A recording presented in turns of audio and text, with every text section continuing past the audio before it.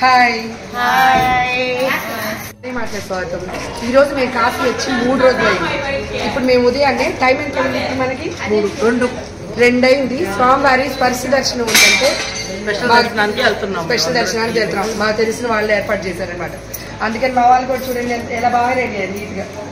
స్పర్శ దర్శనం అయితే అయిపోయిందనమాట. చాలా బాగా జరిగింది. అండ్ దాని తర్వాత అక్కడి నుంచి హరిశ్చంద్ర ఘాట్కి అయితే వచ్చేసాము.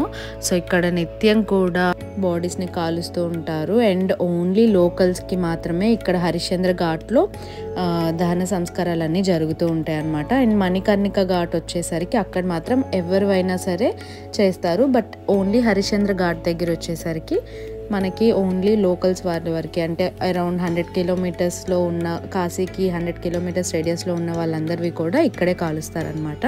అండ్ వీటికి కావాల్సిన కట్టెలు అండ్ కావాల్సిన సామాన్లు అంతా కూడా ఇక్కడ వీళ్ళు అమ్ముతారు. అండ్ ఈ హరిశ్చంద్ర ఘాట్కి ఎందుకు ఈ పేరు వచ్చిందంటే సత్య హరిశ్చంద్రుడు అప్పుడు వాళ్ళ గురువుగారికి ఇచ్చిన మాట వల్ల ఆయన ఈ హరిశ్చంద్ర ఘాట్కి కాపలా ఉన్నారనమాట. అందుకే ఈ ఘాట్ నేమ్ వచ్చేసరికి హరిశ్చంద్ర ఘాట్గా మారింది. ఇక్కడ చనిపోతే సాక్షాత్తు ఆ శివుడు ఉన్న ప్లేస్లో చనిపోయినట్టు కూడా ఫీల్ అవుతూ ఉంటారు అందరూ. అండ్ చాలా పవిత్రంగా వాళ్ళు భావిస్తారనమాట. మోక్షం కలుగుతుంది అంటారు కదా, అలాగనమాట.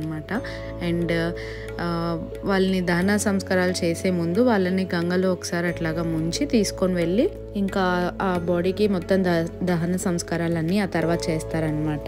అండ్ చాలా మంది కూడా వాళ్ళ చివరి రోజులు ఇక్కడే స్పెండ్ చేయాలని అనుకొని ఇష్టపడి ఉంటారనమాట. అండ్ ఆడవాళ్ళకైతే కనుక ఎర్ర క్లాత్ అండ్ మగవాళ్ళకి అయితే కనుక తెల్ల క్లాత్ కడతారంట. అండ్ ఇక్కడ ఒక్క కాకి కూడా ఉండదు అనమాట.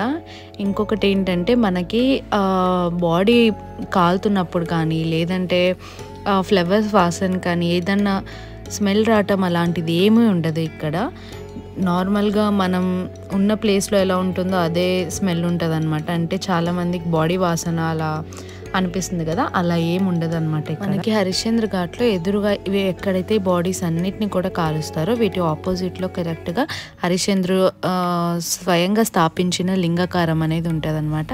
వాటి ఎదురుగానే ఆ లింగకారం ఎదురుగానే ఈ శవాలన్నిటినీ కూడా కాల్చి వాటికి దహన సంస్కారం చేస్తారు. మరణం అనేది ఎన్నో జన్మల పుణ్యఫలం అంటారు. అలాంటిది చాలా మందికి కాశీలో వచ్చి అక్కడ చనిపోవాలని లేదంటే వాళ్ళ అస్థికలన్నా అక్కడ కలపాలని చాలా పెద్దవాళ్ళు కోరుకుంటూ ఉంటారనమాట. అండ్ ఇక్కడ చనిపోయిన వారికి స్వామివారు స్వయంగా చనిపోయిన వారి చెవిలో తారక మంత్రం అనేది చెప్తారని చెప్పి ఇప్పటికీ అంటూ ఉంటారు. అందుకే ఆ చనిపోయిన వాళ్ళది ఒక కుడి చెవి కొంచెం పైకి అండ్ ఎడమ చెవి కొంచెం కిందకి ఉంటుందని కూడా అంటూ ఉంటారనమాట.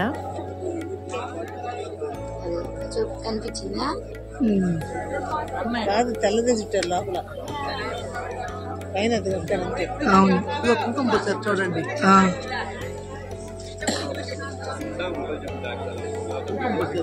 అవును.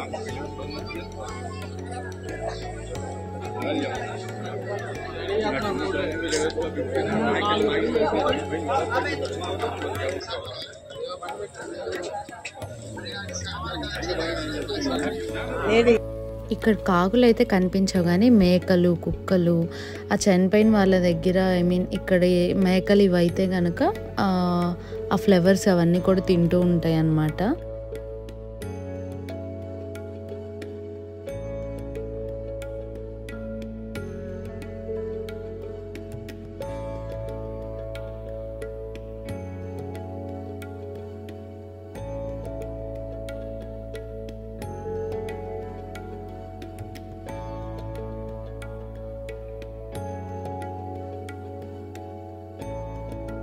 ఎదురుగా హరిశ్చంద్రుడికి శివాలయం లింగాకారం ప్రతిష్ఠించారు. ఎదురుగా ఉందన్నమాట గుడి.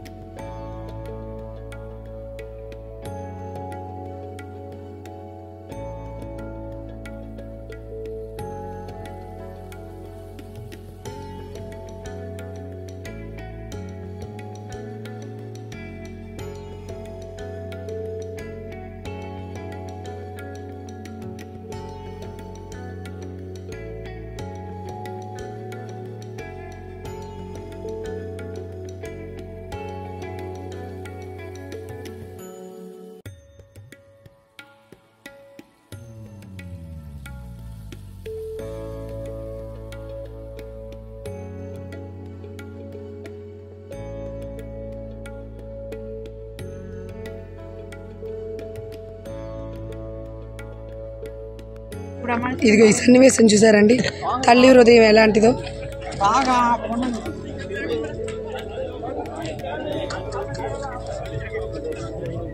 దాని ఎత్తుకోవు, అది ఎమ్మడెమ్మడి వచ్చి పొడిచి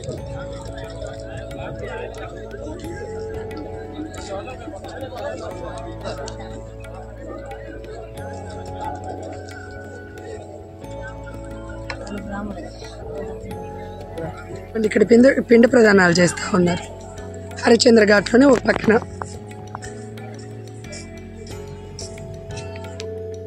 సో ఇదండి డీటెయిల్డ్గా మీకు హరిశ్చంద్ర ఘాట్ గురించి ఎక్స్ప్లెయిన్ చేశానని అనుకుంటున్నాను. అండ్ ఇంకా మన ఛానల్లో కాశీకి రిలేటెడ్ అయిన వీడియోస్ నేను రీసెంట్గా పోస్ట్ చేస్తూ ఉన్నాను. సో మీకు ఎవరికన్నా ఇంట్రెస్ట్ ఉంది, దాని గురించి డీటెయిల్స్ ఏమన్నా కావాలన్నా మీరు తప్పకుండా నాకు కామెంట్ కానీ లేదంటే ఏ రూపంలో మీరు నాకు తెలియజేసినా నేను మీకు డెఫినెట్గా దానికి రిప్లై ఇస్తాను. అండ్ మీకు ఎలాంటి డౌట్స్ ఉన్నా ట్రిప్ గురించి కానీ ఇంకేమన్నా కానీ మీరు నాకు కామెంట్లో చేస్తే నేను మీకు తెలియపరుస్తాను. అండ్ ఇలాంటి మరిన్ని మంచి మంచి వీడియోస్ కోసం ప్లీజ్ సబ్స్క్రైబ్ టు కన్నయ్య మాటలు ఛానల్. Thank you.